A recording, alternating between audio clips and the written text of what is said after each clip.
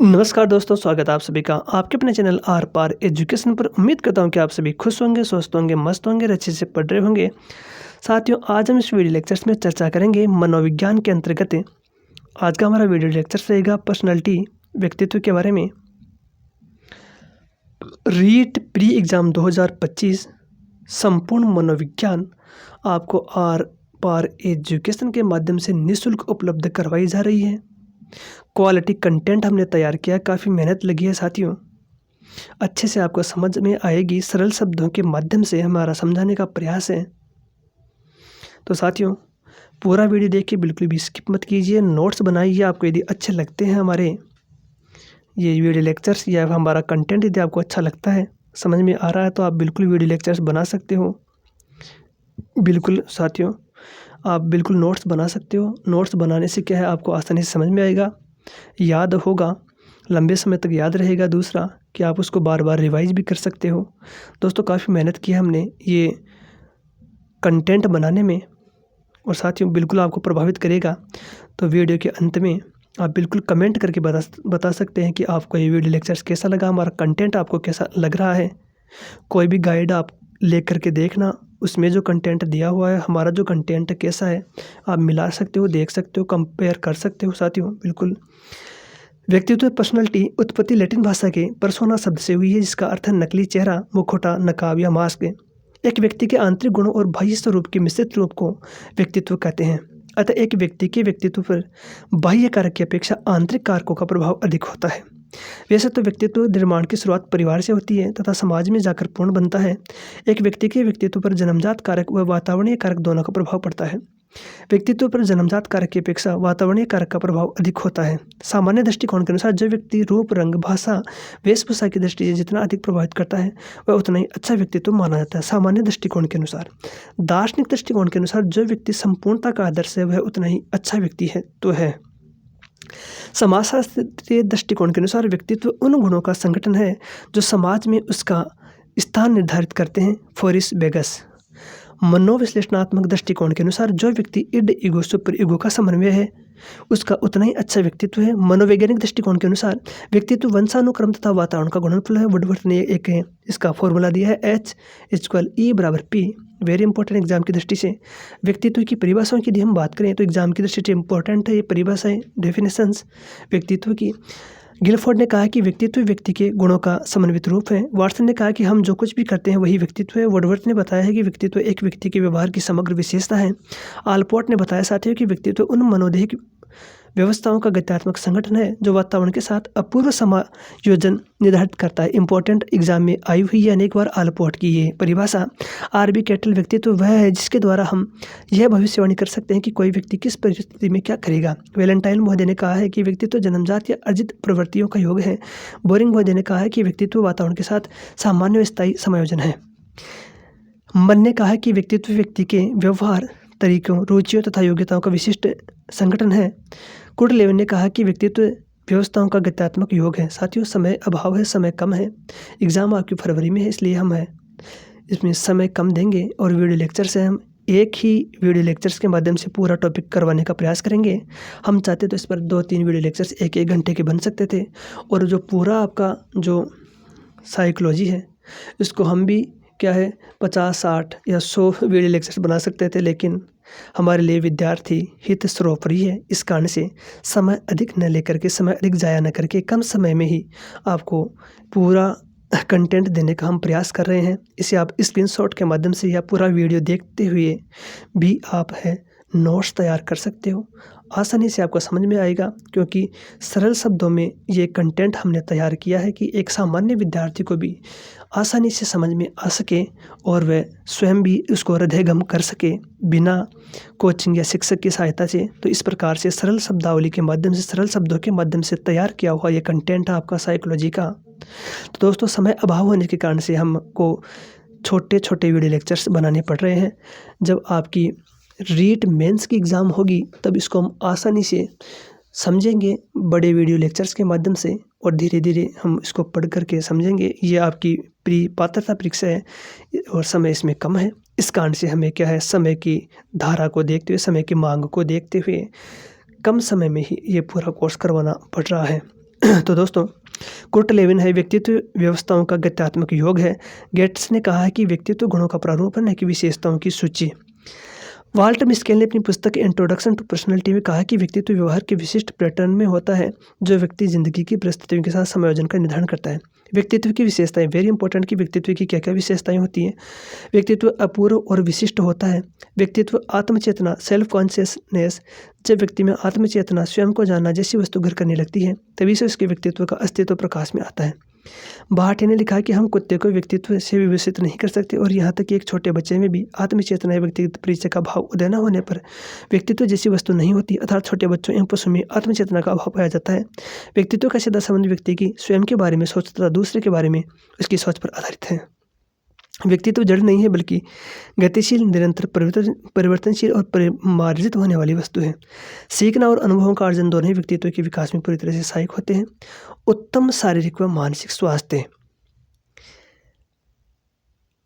Next साथ इसमें बुद्धि और व्यक्तित्व में परस्पर संबंध है। आप नोट तैयार कर लेना, आसानी से आपको समझ में आ जाएगा। सब कुछ समय अभाव है साथियों, समय कम होने के कारण से हमें ये कम समय में ही ये पूरा कोर्स करवाना पड़ रहा है। दोस्तों, कंटेंट में कोई कमी नहीं है, उसकी मैं पूरी गारंटी ले सकता हूँ कि आपको बाज़ार में उपलब्ध कंटेंट है उससे अच्छा ही कंटेंट आपको प्राप्त होगा, क्योंकि हम इसमें बनाने में काफ़ी समय लगा है साथियों, काफ़ी मेहनत लगी है, बहुत समय हमने इसमें ज़ाया किया है, बहुत समय इसको दिया है हमने साथियों। मनोविज्ञान जो रीट लेवल फर्स्ट और सेकंड दोनों के लिए इम्पोर्टेंट है, साथ ही आरपीएससी फर्स्ट ग्रेड और सेकंड ग्रेड के अभ्यर्थियों के लिए भी वेरी वेरी इंपॉर्टेंट रहने वाला है। सरल शब्दों के माध्यम से काफ़ी मेहनत से तैयार किया हुआ कंटेंट है साथियों, और आपको आसानी से समझ में आया होगा। और जो हस्तलेखनी है, हमारी हस्तलिखित नोट्स हैं, ये भी आपको शायद अच्छे से समझ में आ रहे होंगे। काफ़ी इसमें समय हमने गंवाया है, कह सकते हैं समय काफ़ी लगाया है, गंवाया नहीं है, काफ़ी समय लगा है साथियों कंटेंट तैयार करने में। बुद्धि और व्यक्तित्व में परस्पर संबंध है। व्यक्तित्व में व्यक्ति के बारे में सब कुछ निहित होता है। व्यक्तित्व उन दैहिक अवस्थाओं या व्यवहार संबंधी विशेषताओं, क्रियाकलापों का संयुक्त संगठन है। प्रत्येक व्यक्ति का व्यक्तित्व एक अनूठी और विशेषता रखता है। एडलर की पुस्तक का नाम है इंडिविजुअल साइकोलॉजी, वेरी इंपॉर्टेंट है। पुस्तक का नाम पूछ लिया जाता है एग्जाम में, और एडलर ने क्या कहा है आसानी से आप नोट्स बना सकते हो उसके वीडियो देखते हुए। बिल्कुल भी स्किप नहीं करना, पूरा वीडियो आपको देखना है साथियों। और यदि अच्छा लगे तो अपने दोस्तों में आपको शेयर अवश्य करना है। जैविक तथा सामाजिक पक्ष व्यक्तित्व को प्रभावित करते हैं। दृढ़ इच्छा शक्ति व्यक्तित्व को प्रभावित करती है। ये कंटेंट आपको RPSC first grade, second grade, REET, pre और मेंस सभी के लिए समान रूप से उपयोगी है साथियों। साइकोलॉजी में फर्स्ट ग्रेड, सेकंड ग्रेड में भी है, और रीट, प्री और मेंस में भी है, सब कुछ दिया हुआ है। व्यक्तित्व के आयाम तत्व कौन कौन से होते हैं? शारीरिक तत्व, बौद्धिक तत्व, भावात्मक तत्व, 3 प्रकार के तत्व। अगला सामाजिक तत्व, चौथा, पांचवा है संकल्पनात्मक तत्व। तो साथियों 5 तत्व होते हैं किसमें? व्यक्तित्व के आयाम या तत्व। शारीरिक तत्व, इसमें रूप, रंग, आकार, भार, आवाज़, नाड़ी संस्थान, ग्रंथि संस्थान आते हैं। बौद्धिक में स्मृति, कल्पना, विचार, तर्क, निरीक्षण आते हैं। भावात्मक में है अंतर्मुखी, बहिर्मुखी, प्रसन्नचित्त, उदास, साहसी, प्रेमयुक्त, मनोविनोदी। सामाजिक तत्व में सामाजिक व्यवहार, सामाजिक विचार। संकल्पनात्मक में इच्छा शक्ति, रुचियाँ, चरित्र, समायोजन, योग्यता। व्यक्तित्व की संरचना या उपागम कौन कौन से होते हैं? तो व्यक्तियों के निश्चित समूह या वर्गों में रखने वाले सिद्धांत, जिसे प्रारूप उपागम कहा जाता है। नंबर 2 पर है गुणों की संख्या ज्ञात करके व्यक्तित्व आंकने वाले सिद्धांत, जिसे विशेषक उपागम कहा जाता है। वेरी इंपॉर्टेंट, बिल्कुल आप लिख लेना, इनको याद कर लेना, वेरी इंपॉर्टेंट। यहाँ से क्वेश्चन आएंगे समय कम होने के कारण से साथियों, और सीधी सी बात है मेरे पास भी समय कम होने के कारण से मैं इसको समझा नहीं पा रहा हूँ। आपको वीडियो लेक्चर्स काफ़ी बड़ा बन जाएगा, 2-3 घंटे का, आसानी से इसको अच्छे से समझा भी सकता हूँ, लेकिन क्या है समय अभाव होने के कारण से साथियों मेरा बहुत इंपॉर्टेंट जो समय है आपको दे रहा हूँ साथियों। ये कंटेंट तैयार करने में काफ़ी समय लग गया मेरे को, और अच्छे से कंटेंट भी तैयार हुआ है, लेकिन अब समय अभाव होने के कारण से साथियों मैं केवल आपको एक कंटेंट प्रोवाइड करा रहा हूँ कि आप इसको नोट्स बना लीजिएगा, आपको आसानी से समझ में आ जाएगा सब कुछ। और रीट जो आपकी मेंस लगेगी उस समय हम आसानी से इसको पूरा समझाएंगे ढंग से। तो साथियों केटल का व्यक्तित्व कारक 16 कारक वाला आइजेन का सिद्धांत इसके अंतर्गत आते हैं। विकासवादी दृष्टिकोण को अपनाने वाले सिद्धांत है मनोगतिक उपागम। इसमें कौन कौन से सिद्धांत आते हैं समय दिया हुआ है साथियों। इसमें पश्च फ्रायडवादी उपागम, नव विश्लेषणवाद पश्च फ्रायडवादी उपागम, नव विश्लेषणवाद, जिन्होंने फ्रायड के साथ मिलकर काम किया, बाद में उन्होंने इसमें फ्रायड के तत्वों के स्थान पर सृजनात्मकता, क्षमता, सामाजिक कारकों आदि मानवीय गुणों पर बल दिया। इसमें निम्न सिद्धांत आते हैं। किसमें? पश्च फ्रायडवादी उपागम में, या कह सकते हैं नव विश्लेषणवाद में कौन कौन से सिद्धांत आते हैं? तो कार्ल युंग का सिद्धांत आता है इसमें। कार्ल युंग ने जो सिद्धांत दिया, कैरेन हार्नी ने जो सिद्धांत दिया, कैरेन हार्नी एक महिला मनोवैज्ञानिक है। अल्फ्रेड एडलर का सिद्धांत है इसमें। एरिक फ्रोम का सिद्धांत है इसमें। एरिक इरिक्सन का सिद्धांत है, वेरी इंपॉर्टेंट, एरिक इरिक्सन। 5वां साथियों व्यवहारवादी उपागम। नेक्स्ट है सांस्कृतिक उपागम, मानववादी उपागम, वीमी उपागम, आसानी से दिख रहा होगा आपको, भावमूलक उपागम, नियमान्वेषी उपागम। अब है व्यक्तित्व के प्रकार, वेरी इंपॉर्टेंट, एग्जाम में यहाँ से क्वेश्चन जरूर पूछा जाता है साथियों। व्यक्तित्व के प्रकार हिप्पोक्रेटस के अनुसार, इनकी कृतियाँ बुक है नेचर ऑफ मैन। शारीरिक द्रव्य के आधार पर उन्होंने अपना वर्गीकरण दिया। 400 ईसा पूर्व में सबसे पहले व्यक्तित्व का वर्गीकरण किया था हिप्पोक्रेटस ने। कफ के आधार पर, कफ प्रवृत्ति वाले, मंद व निष्क्रिय व्यक्तित्व होता है इनका। भाव शून्य होते हैं, संवेगात्मक रूप से कमजोर परंतु शारीरिक रूप से शक्तिशाली होते हैं कफ प्रवृत्ति वाले लोग। दूसरा काले पित्त वाले, उदासीन निराशावादी। पीले पित्त वाले, क्रोधित स्वभाव वाले। रक्त पित्त वाले, प्रसन्नचित्त रहने वाले आते हैं इसके अंतर्गत। आशावादी व्यक्ति आते हैं इसके अंतर्गत। दूसरा साथियों देखो हम पढ़ रहे हैं क्या, व्यक्तित्व के प्रकार हिप्पोक्रेटस के अनुसार पढ़ लिया है। दूसरा है भारतीय वैदिक दृष्टिकोण के अनुसार है। 3 प्रकार हैं, सात्विक सत्वगुणी सफेद, राजसी रजोगुणी लाल, तामसी तमोगुणी काला। इंपॉर्टेंट है साथियों। नेक्स्ट है इसमें शारीरिक दृष्टिकोण के अनुसार, पाश्चात्य दृष्टिकोण के अनुसार भी कह सकते हैं। जर्मन मनोचिकित्सक है क्रेसमर। क्रेसमर महोदय की पुस्तक है फिजिक एंड कैरेक्टर, 1925 में लिखी। 4 प्रकार बताए उन्होंने व्यक्तित्व के। पहला सुडोलकाय, जिसे एथलेटिक या खिलाड़ी काय कहा जाता है। ऐसा व्यक्ति जो न अधिक लंबा, न अधिक छोटा, न अधिक पतला, न अधिक मोटा होता है, उसे सुडोलकाय कहा जाता है। शरीर सशक्त होता है, अस्थि पिंजर बलवान, मांसपेशियां चौड़ा सीना, संतुलित शरीर होता है इनका स्वयं के क्रोध पर नियंत्रण होता है।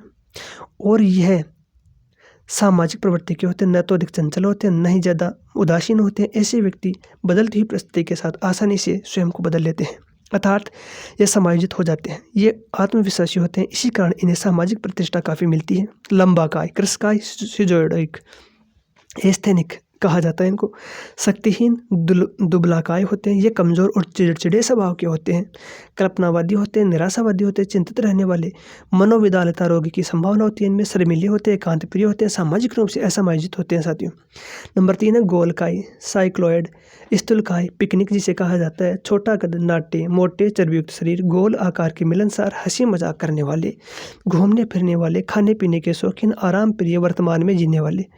इनकी गर्दन छोटी होती है, गर्दन मोटी होती है, इनको गुस्सा नहीं आता है, उत्साह विषाद होने की संभावना होती है। नंबर 4 पर विशालकाय, डिस्लाप्लास्टिक, ओस्प्लास्टिक, मिश्रित, डायप्लास्टिक। क्रेसमर का मानना है, क्रेसमर बता रहे हैं कि ऐसा व्यक्तित्व जो न तो पिकनिक प्रकार के, नहीं एथलेटिक प्रकार के, नहीं एस्थेनिक प्रकार के होते हैं, अर्थात इनमें तीनों का मिश्रण होता है। इनका शरीर विशाल होता है। अब अगला है कि समाजशास्त्रीय दृष्टिकोण के अनुसार व्यक्तित्व के प्रकार 6 बताए हैं। समाजशास्त्रीय दृष्टिकोण के अनुसार स्प्रेंगर जो महोदय हैं उन्होंने अपनी किताब लिखी है टाइप्स ऑफ मैन, इसमें 6 प्रकार बताए हैं।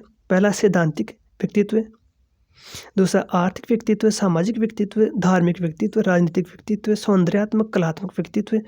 अब है मनोवैज्ञानिक दृष्टिकोण के अनुसार व्यक्तित्व के प्रकार। युंग या जुंग महोदय ने 2 प्रकार बताए हैं। किसमें? साइकोलॉजी के टाइप पुस्तक में इन्होंने 2 प्रकार बताए व्यक्तित्व के, अंतर्मुखी और बहिर्मुखी। याद रखना, अंतर्मुखी बहिर्मुखी आइजेंक गिलफोर्ड ने भी बताया है, लेकिन है हम यहाँ पर पढ़ रहे हैं कि मनोवैज्ञानिक दृष्टिकोण के अनुसार है व्यक्तित्व के वर्गीकरण। युंग या जुंग महोदय एक ही व्यक्ति के 2 नाम है, युंग या जुंग भी कह सकते हैं। पुस्तक का नाम है साइकोलॉजिकल टाइप, अंतर्मुखी और बहिर्मुखी, इंट्रोवर्टस और एक्सट्रोवर्टस। अंतर्मुखी का सरल स्वभाव होगा, आत्म दृष्टिकोण होगा, आत्म केंद्रित होगा, मितभाषी, स्वार्थी स्वभाव, सामाजिकता का अभाव, मनोविनोद का अभाव, हंसी मजाक का अभाव।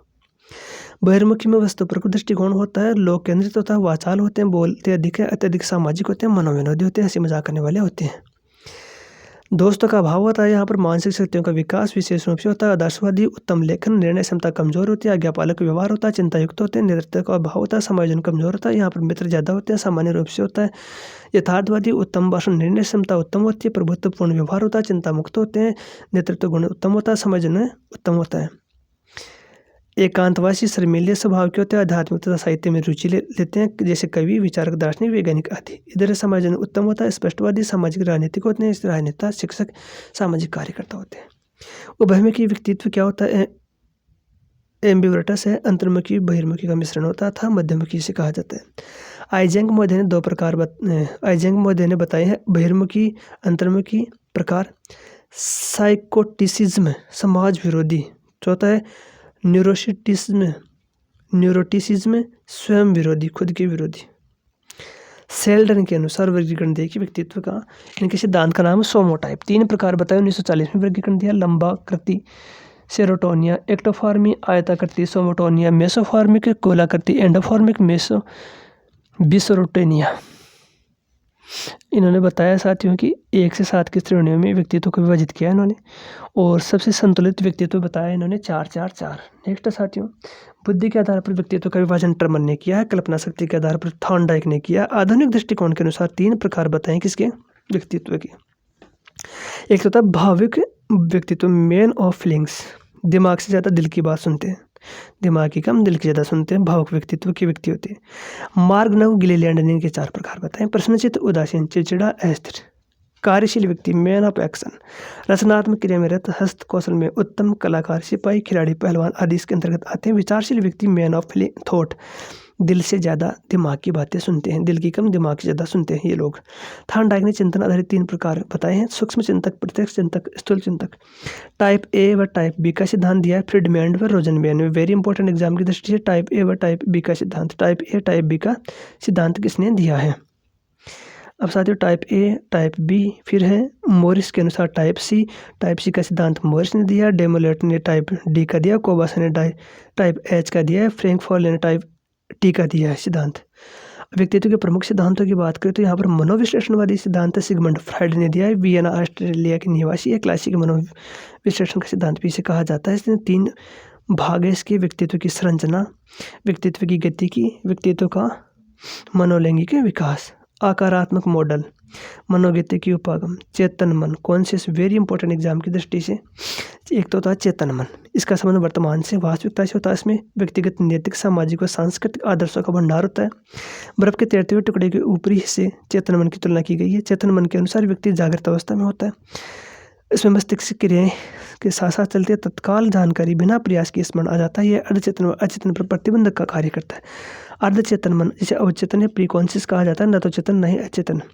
जैसे किसी को कोई वस्तु देखकर भूल जाना, अटक जाना, हकला जाना। परीक्षा हॉल में परीक्षा देते समय प्रश्न का उत्तर नहीं आता है, लेकिन परीक्षा हॉल से बाहर आते ही याद किया हो तुरंत याद आ जाता है। अचेतन मन 9/10 भाग होता है संपूर्ण हमारे जो मन का है। अनकॉन्शियस माइंड इसे कहा जाता है, सबसे व्यापक मन होता है, दमित इच्छाओं का भंडार होता है, सर्वाधिक प्रभावित करने वाला मन होता है, कटु अनुभूतियां इसमें समाहित होती है। स्वप्न अवस्था में इसका संबंध सम्मोहन, गलती से निकले हुए शब्द इत्यादि, कामुक, अनैतिक, असामाजिक, घृणित कार्य, इच्छाओं का स्थान इसमें होता है।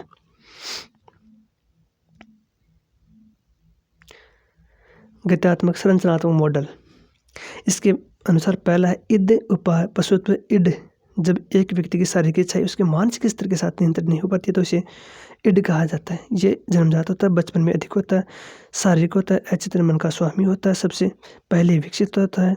इसमें खाओ पियो मौज करो की भावना होती है, मूल प्रवृत्ति का केंद्र होता है, वास्तविकता से संबंध नहीं होता है, अपराधी प्रवृत्ति के लोगों में अधिक होता है, सुखवादी सिद्धांत पर काम करते हैं, तामसिक प्रवृत्ति के होते हैं।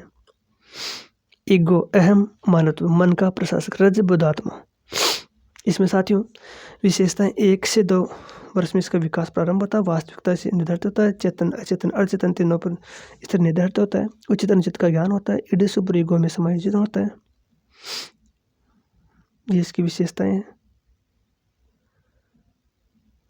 नेक्स्ट है तीसरा परायम, अंतरात्मा, परम आदर्श, पराय, सुपर ईगो जिसे कहा जाता है। जब एक व्यक्ति की शारीरिक इच्छाएं उसके मानसिक स्तर के द्वारा पूर्णतः नियंत्रित हो, अर्थात उसका मानसिक स्तर इतना अधिक हो कि उसकी शारीरिक इच्छाओं का दमन करता हो, तो इस विशिष्ट स्थिति को सुपर ईगो कहा जाता है। विशेषताएं देख लीजिए साथियों इसकी।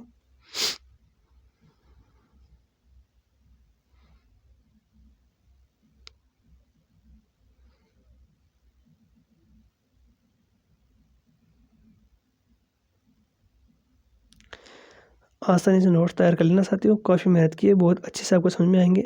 फ्राइड के अनुसार मूल प्रवृत्तियाँ, इरोस जीवन मूल प्रवृत्ति है, थेनोटस मृत्यु मूल प्रवृत्ति है। फ्राइड ने काम प्रवृत्ति का जनक लिबिडो को कहा। वेरी इंपॉर्टेंट, एग्जाम की दृष्टि अनेक बार पूछा गया क्वेश्चन, लिबिडो किसे कहा जाता है? काम प्रवृत्ति को जनक फ्राइडो ने किसे कहा? लिबिडो को कहा है। फ्राइड ने चिंता के 3 प्रकार बताए, वास्तविक दुश्चिंता, तंत्रिकातापी दुश्चिंता, नैतिक दुश्चिंता।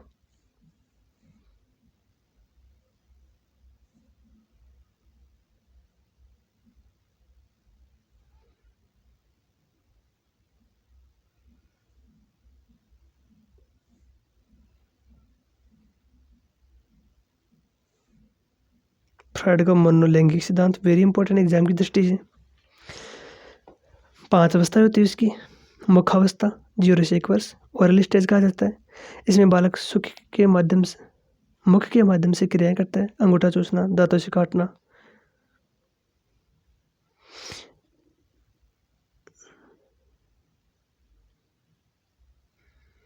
दूसरी गुदावस्था 2 से 3 वर्ष में होती है, अनाल स्टेज कहा जाता है इसको। बालक मलमूत्र विसर्जन के द्वारा आनंद का प्राप्ति करता है। इनकी ज्यादा कम होने पर स्वभाव आक्रामक बन जाता है। लिंग प्रधान अवस्था, फैलिक स्टेज, बालक के यौन सुख का केंद्र बिंदु उसके यौनांगों में स्थानांतरित होता है। बालक बालिका अपने यौनांगों में अंतर पहचानने लगते हैं। ओडिपस मात्र मनोग्रंथि इंपॉर्टेंट है। इलेक्ट्रा पितृग्रंथि है, लड़कियों में पाई जाती है, पिता के प्रति प्रेम प्रदर्शित करती है, लड़कों में पाई जाती है ओडिपस, माँ के प्रति प्रेम प्रदर्शित किया जाता है इसके द्वारा। लिंग के प्रति इच्छा का भाव लिंग प्रधान अवस्था में आता है। बधिया होने की चिंता रहती है। सुप्तावस्था, अव्यक्त अवस्था जिसे द लेटेंट स्टेज कहा जाता है, कि सर्वावस्था के आगमन तक यौन अवस्थाओं को सुप्तकाल से कहा जाता है, अर्थात लड़कों के साथ, लड़की के साथ। इसमें क्या है कि बालक किसी प्रकार का काम व्यवहार नहीं करते। इंपॉर्टेंट जननेंद्रिय अवस्था इसे कहा जाता है। जेनेंटल स्टेज 13 वर्ष से लगातार। इसमें भी समलिंगी प्रेम होता है, समलिंगी भी होता है। फ्राइड के सिद्धांत का महत्व दिया गया है साथियों इसमें। नार्सिसिज्म, स्वमोह, स्वयं से प्यार करना। इंपॉर्टेंट एग्जाम में अनेक बार पूछा गया क्वेश्चन है नार्सिसिज्म। नव मनोविश्लेषणवादी सिद्धांत प्रतिपादन है Jung, Adler, Horney, Erich Fromm, Erikson, Sullivan, Anna Freud, Hartmann. ये नव मनोविश्लेषणवादी सिद्धांत के प्रतिपादक हैं। नेक्स्ट है व्यक्तित्व का मापन। व्यक्तित्व मापन की विधियां 4, आत्मनिष्ठ, वस्तुनिष्ठ, प्रक्षेपण या प्रक्षेपी विधियां और मनोविश्लेषण विधियां। इंपॉर्टेंट एग्जाम की दृष्टि से जरूर यहाँ से क्वेश्चन बनता है साथियों, वेरी वेरी इंपॉर्टेंट है। आत्मनिष्ठ विधियों की बात करें तो आत्मकथा निरीक्षण विधि है, विलियम वंटवर्टिचनर ने दी है। तात्पर्य स्वयं का स्वयं के द्वारा निरीक्षण करना। नेक्स्ट साथियों इसमें व्यक्ति इतिहास विधि या कह सकते हैं जीवन इतिहास विधि या कह सकते हैं केस स्टडी प्रवर्तक है टाइडमैन। वेरी इंपॉर्टेंट, अनेक बार पूछा गया क्वेश्चन। प्रश्नावली विधि, क्वेश्चन आंसर विधि, आदि जनक तो है सुकरात, और इनका जो मनोविज्ञान में शुरुआत की है वुडवर्थ ने, तो वुडवर्थ। नेक्स्ट है प्रश्नावली 4 प्रकार की, बंद, खुली, सचित्र, मिश्रित।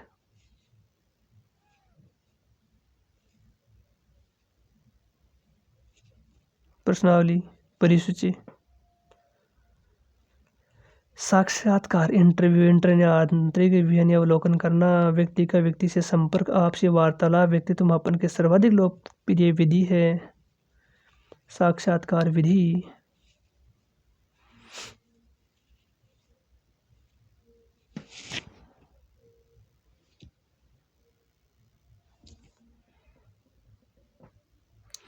प्रकार संरचित साक्षात्कार, असंरचित साक्षात्कार, अर्धसंरचित साक्षात्कार, केंद्रित साक्षात्कार।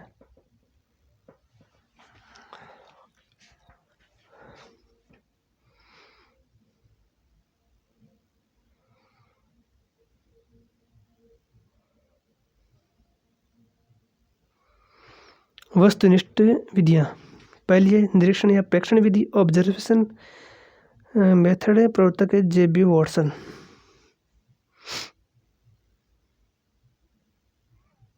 इसे वस्तुनिष्ठ निरीक्षण विधि भी कहते हैं।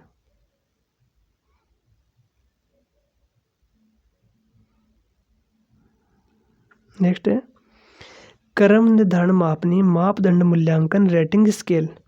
सर्वप्रथम प्रयोग किया था फ्रेकनर ने। गाल्टन को प्रथम निर्धारण मापनी के प्रकाशन का श्रेय दिया जाता है।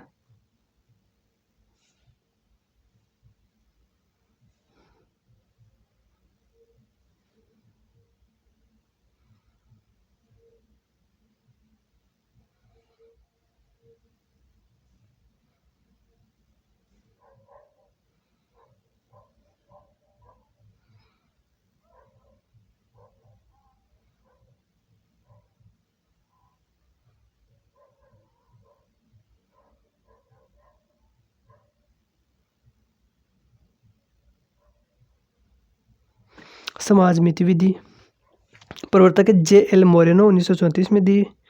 ये विधि इंपॉर्टेंट एग्जाम की दृष्टि से। परिस्थिति परीक्षण विधि, सिचुएशन टेस्ट, शारीरिक परीक्षण विधि, प्रक्षेपीय प्रक्षेपण विधियां। प्रक्षेपण शब्द का अर्थ आरोपण शब्द का सर्वप्रथम प्रयोग सिगमंड फ्राइड ने किया था। Important, very very important exam की दृष्टि से। कौन सी वाली? प्रक्षेपीय प्रक्षेपण विधियां। पहली है रोरसा शाही धब्बा परीक्षण, रोरसा मसी लक्ष्य परीक्षण। इंक ब्लड टेस्ट कहा जाता है, IBT से कहा जाता है। प्रतिपादक हर्बन रोरसा 1921 में स्विट्जरलैंड के निवासी। 10 कार्डों का प्रयोग किया। 5 बिल्कुल काले व सफेद रंग के होते हैं। इसमें 5 विविध रंगों के होते हैं। जो 5 कार्ड तो होते हैं काले व सफेद रंग के। 5 कार्ड होते हैं साथियों विविध रंगों के, जिसमें कि 2 तो काले व लाल रंग के होंगे, 3 अन्य रंगों के होंगे। इस प्रतिरूप को होल्ड्समैन ने 1961 में बनाया। भारत में जी प्रभु ने इसका अनुकूलन किया। यह किशोर बच्चों हेतु 13 से 19 वर्ष के बच्चों के लिए इम्पोर्टेंट है।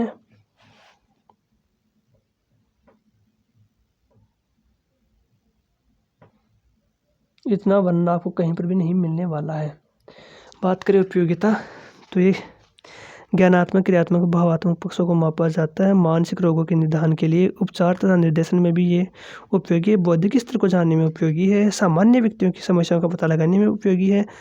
कदाचारी समस्यापूर्ण बालकों की विभिन्न गलत क्रियाओं का पता लगाने में उपयोगी है। प्रासंगिक अंतर्बोध परीक्षण, थीमेटिक अप्रेसिएशन टेस्ट, TAT टेट कहा जाता है इसको। प्रतिपादक मॉर्गन व मुर्रे 1935 में दिया सिद्धांत। अन्य नाम इसका प्रौढ़ परीक्षण, अंतश्चेतनाभि परीक्षण, विषय आत्मबोधन परीक्षण, कक्षा प्रसंग परीक्षण।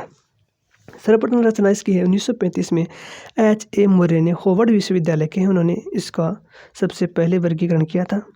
संशोधन मॉर्गन के साथ मिलकर किया। 30 कार्ड होते हैं इसमें, एक खाली कार्ड, टोटल 31 होते हैं। 10 पुरुषों के लिए, 10 महिलाओं के, 10 दोनों के लिए होते हैं। 30 कार्ड काले रंग के व सफ़ेद रंग के होते हैं। वह एक बार में 20 कार्ड काम में लेते हैं। 19 तो सचित्र, एक चित्र वाला।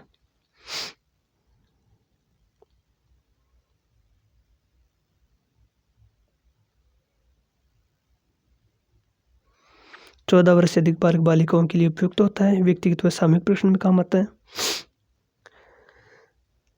नेक्स्ट है बाल प्रसंगात्मक बोध, बाल संप्रत्य परीक्षण, चिल्ड्रन एप्रिसिएशन टेस्ट, CAT।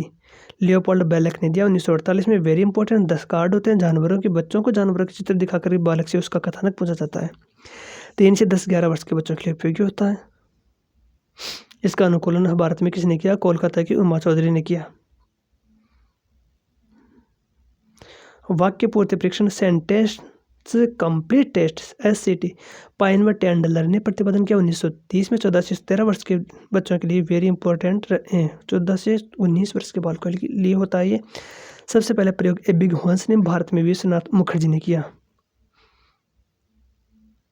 उपयोगिता इसकी दमित इच्छाओं के लिए, दबी हुई इच्छाओं के लिए किया जाता है, जानने के लिए। शब्द साहचर्य परीक्षण, स्वतंत्र शब्द साहचर्य परीक्षण। Free word association test, FWAT। Francis Galton ने 1879 में इसका प्रतिपादन किया। 75 शब्दों की सूची तैयार की। सर्वप्रथम प्रयोग यूंग फ्राइड ने किया था। नेक्स्ट है नाटक अभिनय विधि, खेल विधि, रोल प्ले जिसे कहा जाता है। प्रतिपादक है JL मोरेनो। नेक्स्ट है SAT सीनियर एप्रिसिएशन टेस्ट। प्रौढ़ बोध परीक्षण लियोपोल्ड बेलेक ने 16 कार्ड होते हैं 50 वर्ष से अधिक उम्र के व्यक्तियों के लिए इंपॉर्टेंट होता है। भारत में इसका अनुवाद है उमा चौधरी ने 1978 में किया।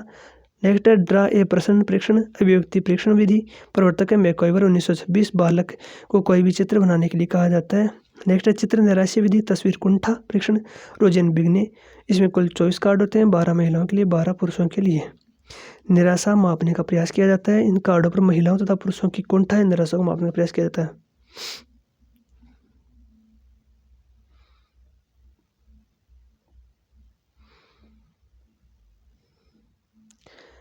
तो साथियों ये था आपका वीडियो लेक्चर से व्यक्तित्व पर्सनालिटी का। उम्मीद करता हूँ कि वीडियो लेक्चर आपको पसंद आया होगा। नोट्स बना लेना काफ़ी इंपॉर्टेंट रहने वाला आपके लिए। काफ़ी मेहनत की हमने ये कंटेंट तैयार करने में। तो दोस्तों कमेंट करके बताइए कि आपको ये वीडियो लेक्चर्स कैसा लगा, हमारा कंटेंट कैसा लगा। यदि अच्छा लगा तो वीडियो को लाइक कमेंट और शेयर कीजिए। चैनल पर पहली बार विजिट करें तो चैनल को सब्सक्राइब और अपने दोस्तों में शेयर कीजिए, दोस्तों से सब्सक्राइब करवाइए। और हमारा जो आर पार एजुकेशन का इंस्टाग्राम चैनल है उसे भी अधिक से अधिक शेयर कीजिए, फॉलो कीजिए। तो दोस्तों आज के इस वीडियो लेक्चर में इतना ही। मिलते हैं किसी नए टॉपिक नए वीडियो के साथ। तब तक के लिए स्वस्थ रहिए, मस्त रहिए, अच्छे से बढ़ते रहिए। जय हिंद, जय भारत, धन्यवाद साथियों।